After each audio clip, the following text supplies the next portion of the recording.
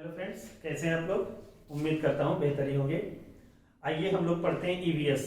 EVS आप देखेंगे आपके टेट वाले पोर्शन में पूरा 30 नंबर का आएगा और एसटेट यानी कि सुपर टेट वाले पोर्शन में 10 नंबर का रहेगा।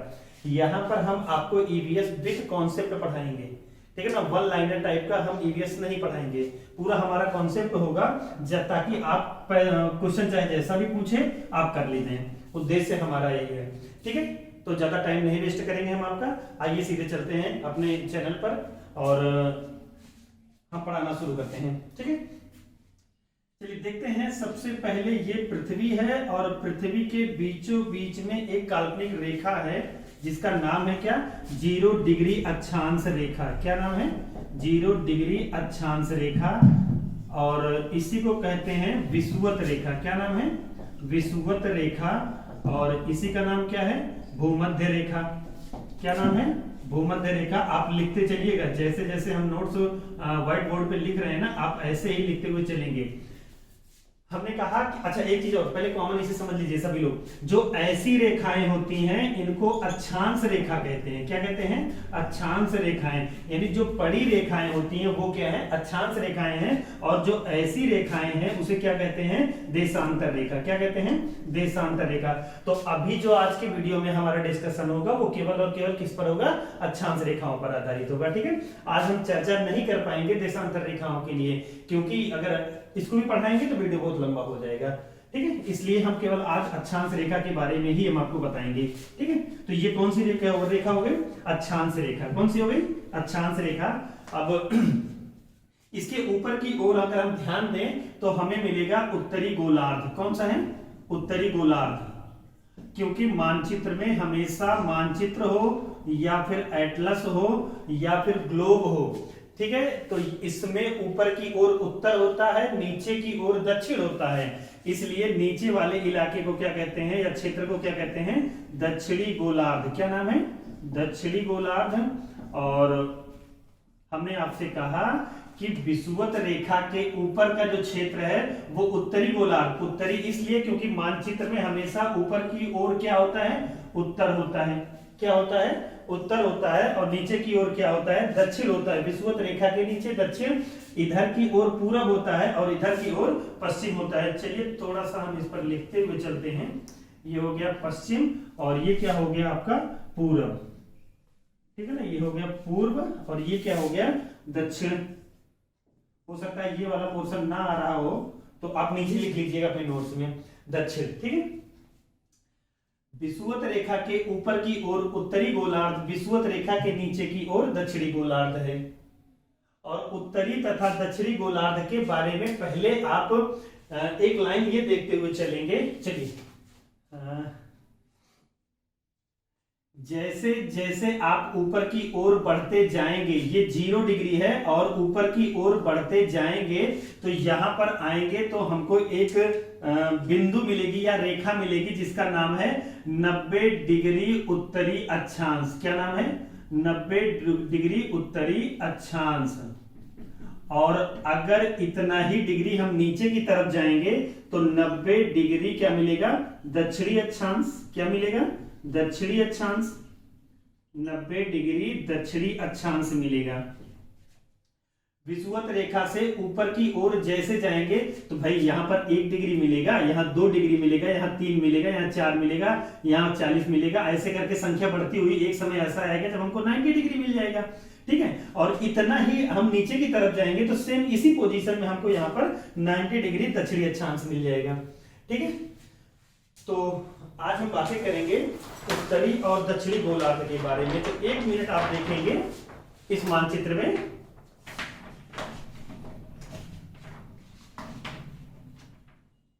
चलिए देखते हैं हम ये मानचित्र है और इसी को अगर कृषि का मानचित्र अलग, ये राजनीतिक मानचित्र है। और अगर कृषि, वर्षा, मृदा, वनस्पतियां इन सबको ऐसे ही पेज पर दिखाया जाए तो वो एटलस कहलाता है, ठीक है। इसी के जैसा एक ग्लोब होता है, ठीक है ना। क्या होता है, ग्लोब होता है। और ये देखो ग्लोब हमारा ये है, ठीक है ना। आज हम इसी के आधार पर आपको बताते हुए चलेंगे, ठीक है ना। ये ग्लोब है, ये मानचित्र है और इसी मानचित्रों के संग्रह को ही क्या कहते हैं, एटलस कहते हैं, ठीक है।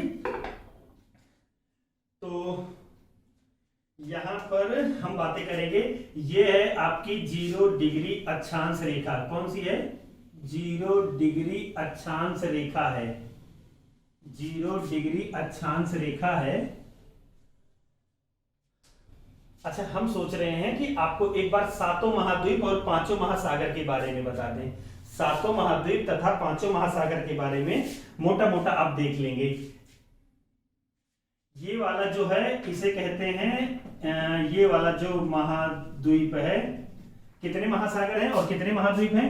महाद्वीप आपको मिलेंगे कितने? 7 मिलेंगे। कितने मिलेंगे? 7। और महासागर कितने मिलेंगे? 5 मिलेंगे। कितने मिलेंगे? 5। हमने कहा महाद्वीपों की संख्या कितनी है? 7 है। और महासागरों की संख्या कितनी है? 5 है। तो सबसे बड़े आकार के अनुसार हम चर्चा करेंगे यहां पर, ठीक है। तो ये एक महाद्वीप है जिसका नाम है क्या? एशिया। क्या नाम है? एशिया महाद्वीप है ये हमारा, और सबसे बड़ा महाद्वीप है, इसका क्या नाम है? एशिया। एशिया है। और दूसरे नंबर पर ये वाला है अफ्रीका। क्या है? अफ्रीका महाद्वीप है। अफ्रीका महाद्वीप है। अफ्रीका नंबर 1 पर कौन सा हो जाएगा हमारा? नंबर 7वें में सबसे पहले सबसे बड़ा जो होगा वो होगा एशिया।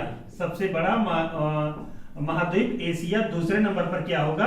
अफ्रीका होगा। दूसरे नंबर पर अफ्रीका है। और तीसरे नंबर पर यहां पर आएंगे तो हम देखेंगे ना कि यहां से लेकर के ये वाला पोर्शन जो है ये, हाँ ये ध्यान दीजिएगा, ग्रीनलैंड है। सभी लोग विशेष तौर पर ध्यान देंगे, ये वाला ग्रीनलैंड है, दुनिया का सबसे बड़ा द्वीप है।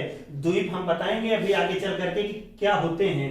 वैसे एक लाइन में अगर हम बोले, ऐसा स्थल जो चारों तरफ से जल से घिरा होता है उसे द्वीप कहते हैं। ये ग्रीनलैंड द्वीप है, ठीक है ना। तो ये उत्तरी अमेरिका है। कौन सा है? उत्तरी अमेरिका महाद्वीप है। उत्तरी अमेरिका ये है। और ये है कौन सा? दक्षिणी अमेरिका महाद्वीप। कौन सा है? दक्षिणी अमेरिका महाद्वीप। तो आपने कितना पढ़ लिया? 4। तीसरे नंबर पर उत्तरी अमेरिका। तीसरे नंबर पर क्या है? उत्तरी अमेरिका। और चौथे नंबर पर क्या है? दक्षिणी अमेरिका। दक्षिणी अमेरिका। और 5वें नंबर पर आपको देखने को मिल जाएगा अंटार्कटिका। हाँ, सबसे पहले आप हमारे मानचित्र को बहुत ध्यान से देखेंगे। नीचे की साइड में यहां पर आप देखेंगे कुछ ऐसे व्हाइट कलर का एरिया दिख रहा होगा, शायद मानचित्र से वहां से दिख रहा होगा आप लोगों को। ये अंटार्कटिका महाद्वीप है। देखो इसलिए यहां पर ये सफेद रंग का दिख रहा है ना, कि बहुत, ये मान के चलिए कि ये दक्षिणी ध्रुव वाला इलाका है। कौन सा है? दक्षिणी ध्रुव वाला इलाका है। यहाँ पर सूर्य की किरणें कभी सीधी नहीं पड़ती हैं, यानी यहाँ प्रकाश पहुंचता ही नहीं है। और जब प्रकाश ही नहीं पहुंचेगा तो गर्मी ज्यादा नहीं होगी, यानी प्रकाश ज्यादा नहीं पहुंच रहा है तो गर्मी बहुत कम, अर्थात ठंडी बहुत ज्यादा होगी। और ठंडी ज्यादा होने के नाते यहाँ पर जो पानी है वो बर्फ के रूप में जमा हो गया है। किसके रूप में? जमा, बर्फ के रूप में। और बर्फ का रंग कैसा होता है? व्हाइट या सफेद ही तो होता है, श्वेत ही तो होता है। इसलिए यहाँ ठंडापन अधिक होने के नाते कोई भी मनुष्य यहाँ निवास नहीं कर सकता है। यहाँ की कंडीशन बहुत ही ज्यादा, अगर आप देखेंगे ना, जलवायु बहुत ठंडी है, शीत कटिबंध क्षेत्र है। तो ये अंटार्कटिका महाद्वीप पर निर्जनतम महाद्वीप है। आपसे पूछा जा सकता है कि निर्जनतम महाद्वीप कौन सा है, तो आप बताएंगे कौन सा? अंटार्कटिका महाद्वीप। श्वेत महाद्वीप कौन सा है? अंटार्कटिका महाद्वीप है। और श्वेत महाद्वीप को ही क्यों कहते हैं? क्योंकि यहाँ पर ग्लेशियर हमको ज्यादा देखने को मिलते हैं, ठीक है ना। तो ये 5वें नंबर पर क्या हो जाएगा? अंटार्कटिका। क्या हो जाएगा? अंटार्कटिका। और 6ठे नंबर पर यूरोप है। 6ठे नंबर पर क्या है? यूरोप है। और 7वें नंबर पर क्या है? ऑस्ट्रेलिया है। क्या है? 7वें नंबर पर क्या है? ऑस्ट्रेलिया है। अच्छा, एक चीज अंटार्कटिका के बारे में मैं और बोल दूं कि आप देखेंगे जो ओजोन परत के लेयर में छिद्र है, ओजोन जो परत है उसमें जो छिद्र पाया गया वो इसी क्षेत्र में पाया गया है। यानी दक्षिणी ध्रुव के पास जो अंटार्कटिका महाद्वीप है उसके ऊपर की ओर ओजोन परत में छिद्र है, ठीक है ना। 6ठे नंबर पर यूरोप है। तो ये वाला जो इलाका है हमारा, ये क्या कहलाता है? यूरोप। कौन सा महाद्वीप है? यूरोप है।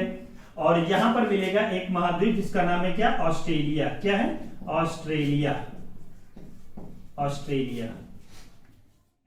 अब हम चर्चा करेंगे 5 महासागरों की, ठीक है ना। ये हो गए 7 महाद्वीप। अब 5 महासागर। सबसे पहले आप इन दोनों महाद्वीपों के पश्चिम में अर्थात इधर की साइड देखेंगे तो एक सबसे बड़ा महाद्वीप महासागर मिलेगा जिसका नाम है क्या, प्रशांत महासागर। यहां से लेकर के यहां तक ये पूरा प्रशांत महासागर है। और ये वाला कौन सा है, अटलांटिक महासागर है। कौन सा है, अटलांटिक महासागर है। आप देखेंगे इसके और इसके पूरब में, इसके तथा इसके पश्चिम में क्या मिलेगा, अटलांटिक महासागर मिलेगा। फिर इसके बाद यहां पर हम देखेंगे मिलेगा हमको हिंद महासागर। अच्छा, यहीं तक अटलांटिक महासागर है, इसके इधर और इसके इधर प्रशांत महासागर है। इसके इधर क्या है, प्रशांत महासागर है और इसके इधर क्या है, अटलांटिक महासागर है। और ऑस्ट्रेलिया के इधर की साइड में हिंद महासागर है। ठीक है ना, यहां तक ये पूरा हिंद महासागर है। 3 हो गए। और चौथे नंबर पर मिलेगा दक्षिणी ध्रुव महासागर, इसी को कहते हैं दक्षिणी ध्रुव महासागर, अथवा इसी को अंटार्कटिक महासागर कहते हैं। क्या कहते हैं, अंटार्कटिक महासागर कहते हैं। जब दक्षिणी ध्रुव महासागर यहां है तो यहां कौन सा हो जाएगा, उत्तरी ध्रुव महासागर। कौन सा, उत्तरी ध्रुव महासागर, या इसी को कहते हैं आर्कटिक। कौन सा क्षेत्र कहेंगे, आर्कटिक महासागर। ठीक है ना, क्योंकि ये उत्तरी ध्रुव के पास में जो जलराशि है बड़ी सी, उसी को क्या कहते हैं, उत्तरी ध्रुव महासागर या आर्कटिक महासागर कहते हैं। ठीक है, तो हमने आपको इसके पहले बताया कि 0 डिग्री अक्षांश ये है। कौन सी रेखा है, 0 डिग्री अक्षांश या विषुवत रेखा या भूमध्य रेखा। ठीक है ना। अब आप धीरे धीरे थोड़ा सा मानचित्र लेकर के बैठिएगा तभी समझ में ज्यादा अच्छा आएगा। अब आप देखें कि उत्तरी गोलार्ध में कौन कौन से देश हैं। जैसे ये हमारा अपना देश है भारत, तो भारत किस गोलार्ध में, उत्तरी। और ये कौन सा देश है, चीन, तो ये किस गोलार्ध में, उत्तरी। और ये रूस है। अब आप देख रहे होंगे कि रूस एक ऐसा देश है जो एशिया में भी है और यूरोप। ये पीला वाला जितना क्षेत्र यहाँ पर दिख रहा है ये रूस है। रूस का ज्यादातर पोर्शन एशिया में है और जो पोर्शन एशिया में है उसे यूरेशिया कहते हैं, यूरेशिया। चलिए, ये रूस है और इधर भी आपको रूस का थोड़ा सा पोर्शन यूरोप में मिलेगा। ठीक, तो रूस का ज्यादातर पूरा का पूरा पोर्शन उत्तरी गोलार्ध में है। और यहां पर मिलेगा हमको जापान। कहां पर मिले, जापान। अच्छा हाँ, ये जो महासागर है ना, ये भी प्रशांत महासागर का हिस्सा है। अभी कैसे है मैं आगे सिखाऊंगा आपको। जापान, और ये सऊदी अरब है।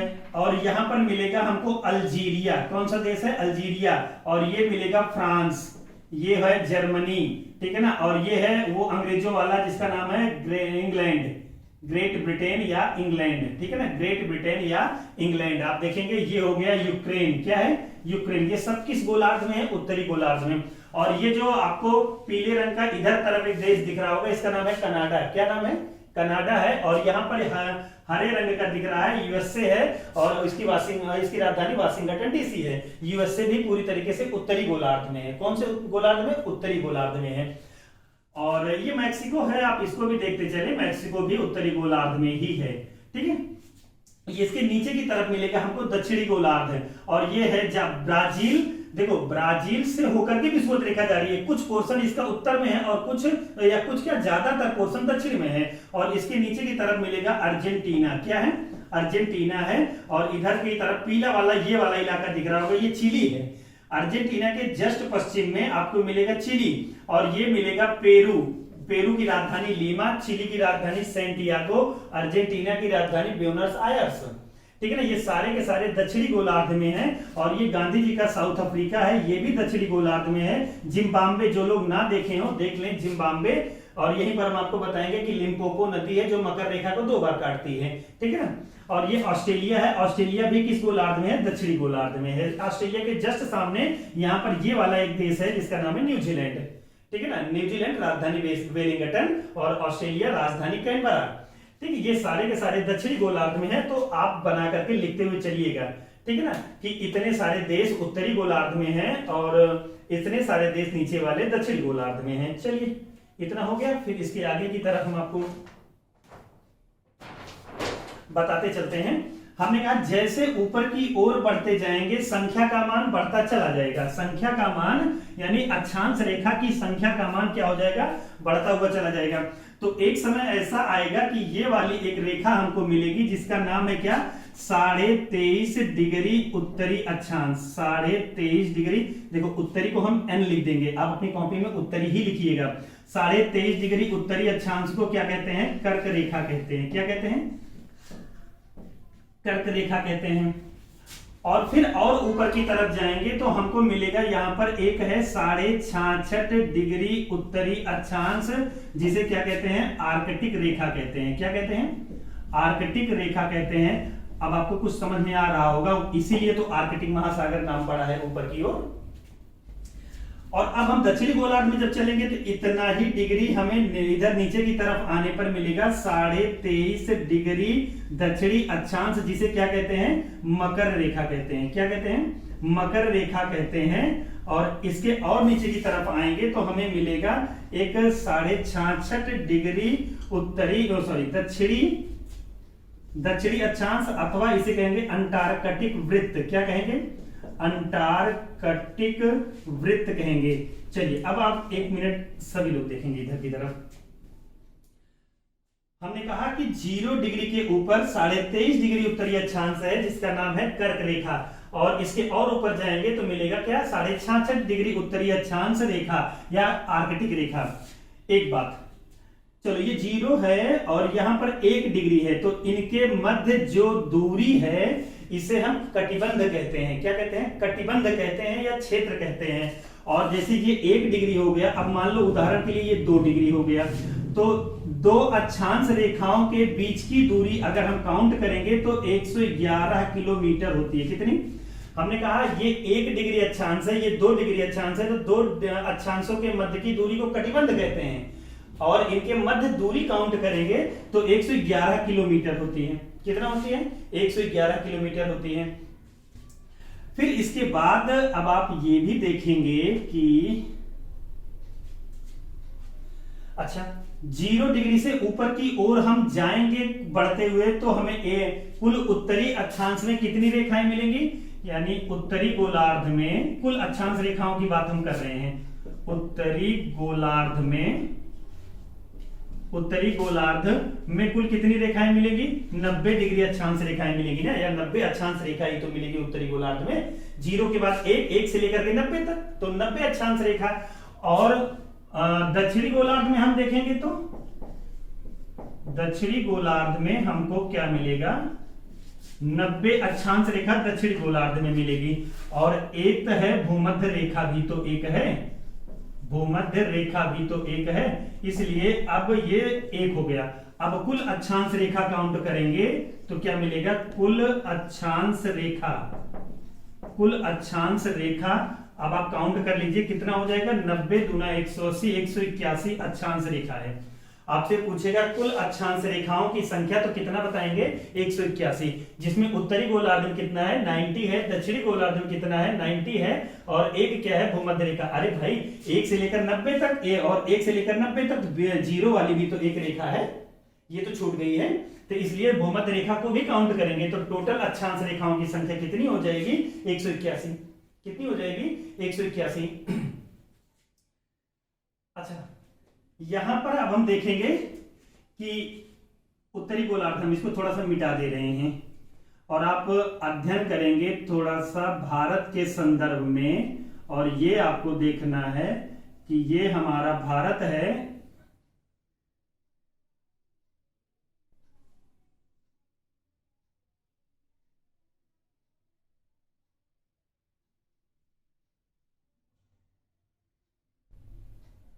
ये हमारा भारत है। कर्क रेखा भारत के बीचों बीच से होकर के गुजर रही है, कर्क रेखा भारत के बीचों बीच से होकर के गुजर रही है। जबकि यहां पर हम देखेंगे तो मिलेगा हमको ऑस्ट्रेलिया। क्या मिलेगा, ऑस्ट्रेलिया मिलेगा। और ऑस्ट्रेलिया के बीचों बीच से होकर के कौन सी रेखा गुजरती है, मकर रेखा। कौन सी रेखा गुजरती है, मकर रेखा गुजरती है। चलिए इसके आगे हम और आपको डिटेल में बताएंगे। उससे पहले हम एक चर्चा कर लें कि भारत के संदर्भ में बातें कर रहे हैं।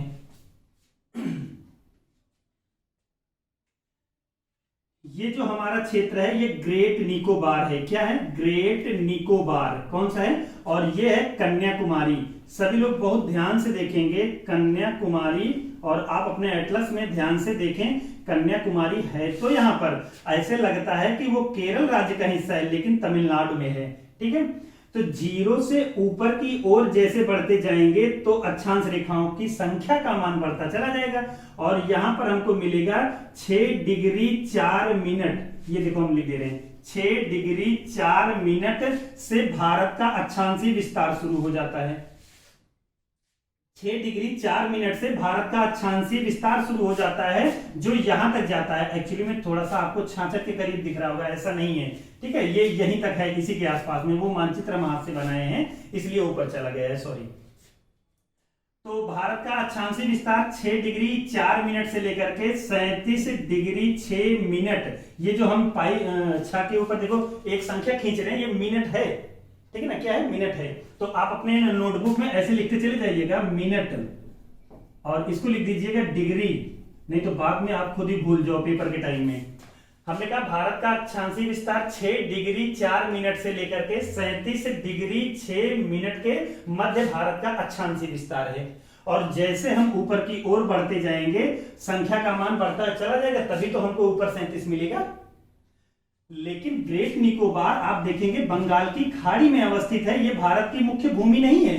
भारत की मुख्य भूमि कहां से स्टार्ट होती है? कन्याकुमारी से। इसलिए अगर पूछा जाएगा भारत का कुल अक्षांशीय विस्तार, तो वही यहां से काउंट किया जाएगा यहां तक। लेकिन भारत के मुख्य भूभाग का अक्षांशीय विस्तार पूछा जाएगा तो आप यहां से बताएंगे, यानी कन्याकुमारी से बताएंगे, और ये हो जाएगा आपका 8 डिग्री 4 मिनट से लेकर के 37 डिग्री 6 मिनट के मध्य भारत का मुख्य भूभाग का अक्षांशीय विस्तार है। मुख्य भूभाग का मतलब है कि यहां से जो कन्याकुमारी है फिर मुख्य भूभाग ही मिलेगा, स्थल खंड ही मिलेगा, यहां पर सागर आपको देखने को नहीं मिलेगा। इसलिए भारत के मुख्य भूभाग का अक्षांशीय विस्तार 8 डिग्री 4 मिनट से लेकर के 37 डिग्री 6 मिनट उत्तरी अक्षांश में है। क्या है?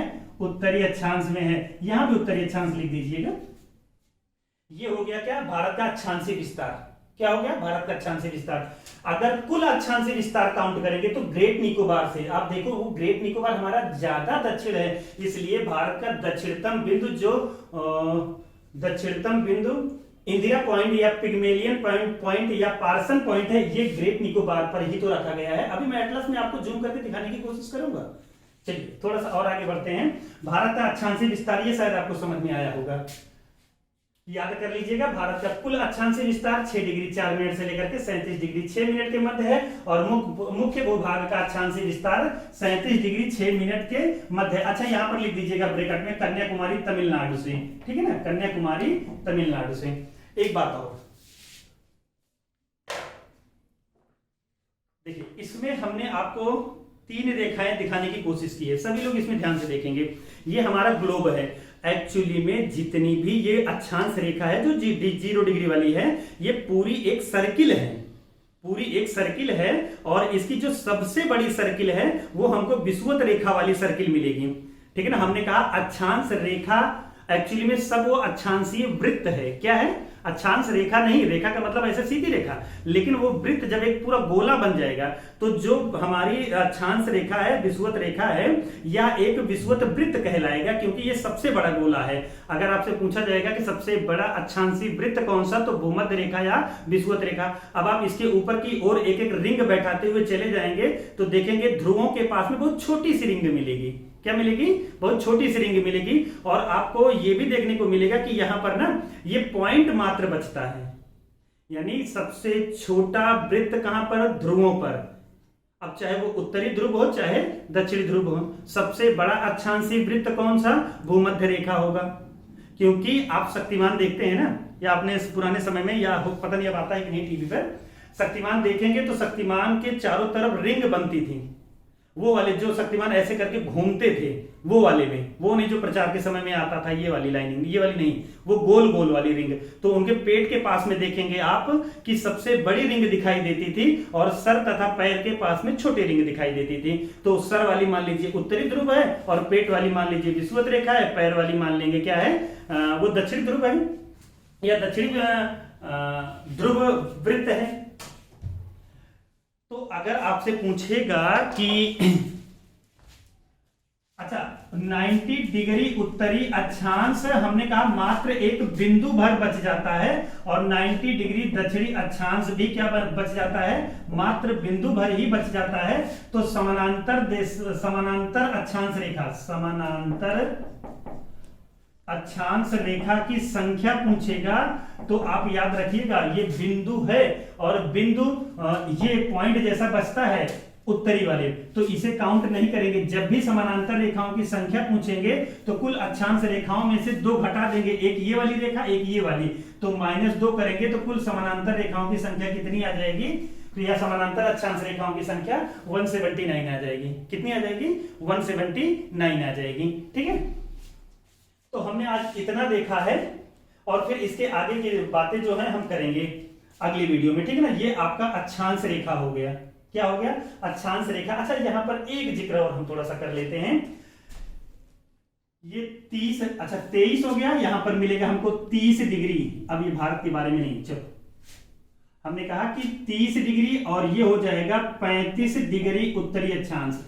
30 से लेकर के 35 डिग्री उत्तरी अक्षांश को ही, या फिर दक्षिणी अक्षांश को कहते हैं अश्व अक्षांश। क्या कहते हैं, अश्व अक्षांश कहते हैं। कारण क्या है कि इस 35 के नीचे की तरफ व्यापारिक पौने चलती हैं, और 35 के ऊपर पछुआ पौने चलती हैं। जब कभी ये व्यापारी लोग यहाँ के इस क्षेत्रों में आते थे तो हवाओं का दाब यहाँ ज्यादा हो जाता था 35 के नीचे की तरफ।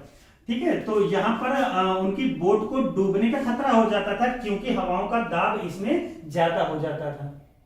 तो वो करते क्या थे, इसी महासागरों में, अटलांटिक महासागर वगैरह में घोड़ों को कुदा देते थे। क्या कर देते थे, कुदा देते थे, और 1-2 घोड़ा 4 घोड़ा अपना कुदा करके उसके बैलेंस को मेंटेन कर लेते थे। इसलिए 30 से 35 डिग्री अक्षांश, चाहे वो उत्तरी हो या फिर दक्षिणी हो, को क्या कहते हैं, अश्व अक्षांश कहते हैं। क्या कहते हैं, अश्व अक्षांश कहते हैं।